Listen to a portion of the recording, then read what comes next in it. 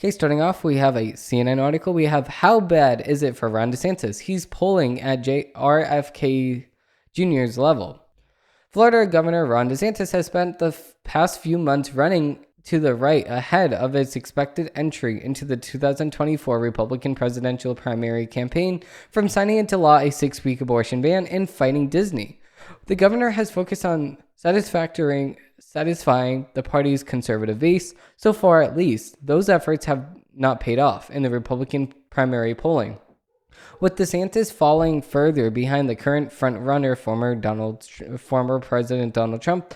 Things have gone so bad for DeSantis that recently Fox News poll shows him at 21%, comparable to the 19% that Robert F. Kennedy Jr., who was pushed debunking conspiracy theories about the vaccine safety, is receiving on the Democratic side. Okay, so of course they're going to just attack RFK whatever they can now because he went against the vaccines. No, the vaccine was BS, and we're actually going to investigate the vaccines on Wednesday because some news has dropped about that, but I want that to be the headline of the week. But, DeSantis was at the 28% in the Fox's February poll, 15 points behind Trump. The Florida governor's support has dropped in the 2 polls published since, and he now trails the former president by 32 points.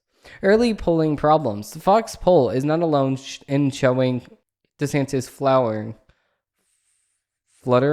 The latest average of the national polls has him dropping from the low 30s into the low 20s. This may not seem like a big deal, but early polling has been long an indicator of how well presidential candidates do in the primary in the following year. Of all the primary elections since 1972 without incumbents running, candidates at around 30% in the early polls, like DeSantis was in February, have gone on to become their party's nominees about 40% of the time. Candidates polling the way DeSantis is now have gone on to win about 20% of the time. I will, of course, point out that 20% is nothing. DeSantis must certainly still have a chance of winning. The comparison with Kennedy is not a remark on Kennedy's strength, but on DeSantis' weakness. Okay, so they're making the same exact point, but they're bringing Kennedy down while they're making this point against DeSantis. But now they're saying, oh wait, no, but we don't mean this an attack to Kennedy at all. We love Kennedy, but except for the conspiracies, we love him though. But of course we love him, but he is a little low in the polls. My Joey B over here in the White House, he has a lot more votes than him. That's what CNN would like to say, at least. I will, of course, point out that, okay, so that's what I just said. There is no historical example of an incumbent in President Joe Biden's current position, over 60% of the latest Fox polling, losing a primary. At this point in 1995, Bill Clinton was polling roughly where Biden is now, and he had no problem winning the Democratic nomination the following year.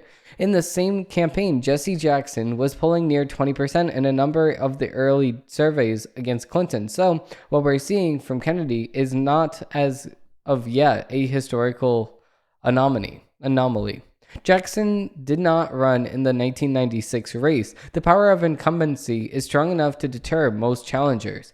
The last 3 incumbents to either lose state primary elections went on the ballot or dropped out of the race: Lyndon Johnson in 1968, General Ford in 1976, and Jimmy Carter in 1980, were at least 40% of the vote or up by fewer than 10 points at this point in the primary polling. The good news for DeSantis is that he doesn't need to beat an incumbent, though. One could make the case that Trump is polling like one. In fact, DeSantis' decline is at least in part because of Trump's rise. The former president, who has been indicted on federal criminal charges in New York, has gone from the low to mid 40s to above 50% in the average 2024 polling. Trump has pleaded not guilty to the charges. Of course he would. DeSantis' missteps. But one could also argue that DeSantis isn't helping his case and has yet to finally announce his 2024 campaign.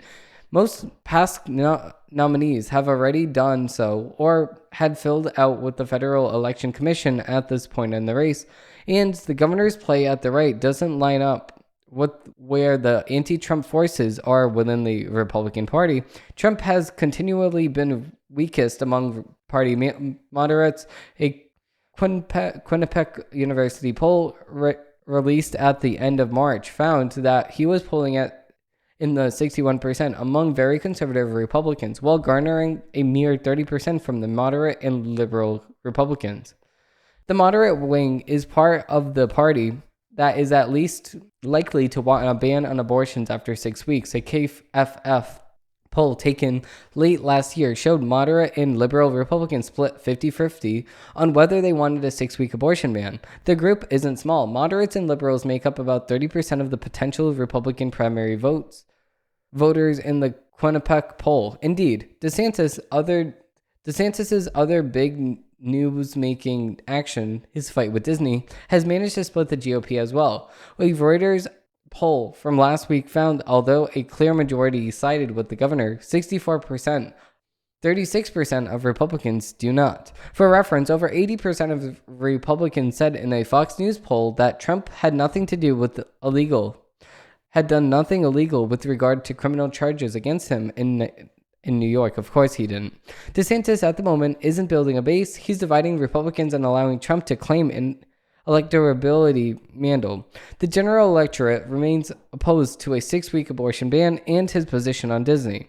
We'll see if those changes should make his polling position improve after a official campaign launch. If it doesn't, this may end up being one of the most boring presidential primary seasons in the modern era, giving Biden's and Trump's significant advantages.